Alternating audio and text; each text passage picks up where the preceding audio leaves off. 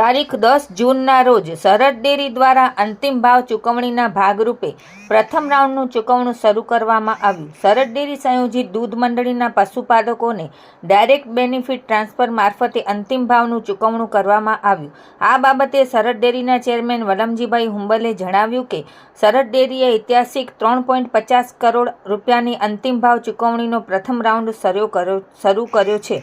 ગત વર્ષની સરખામણીએ આ વર્ષે 10 કરોડ રૂપિયા જેટલી પશુપાલકોને વધારાની રકમ મળવાની છે.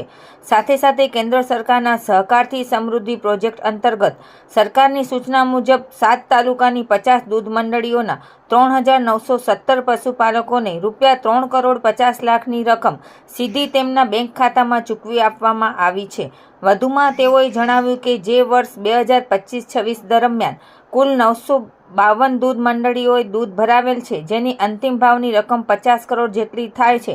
મંડળીઓની અંતિમ ભાવની સાધનિક કાગળ સાથેની ફાઇલ ચાંદ્રાણી ઓફિસે મળી ગયા બાદ તથા ખાતા નંબરનું સેન્ટર ઇન્ચાર્જ મારફતે વેરિફિકેશન થઈ ગયા બાદ અંતિમ ભાવ વિતરણનો બીજો રાઉન્ડ શરૂ કરવામાં આવશે.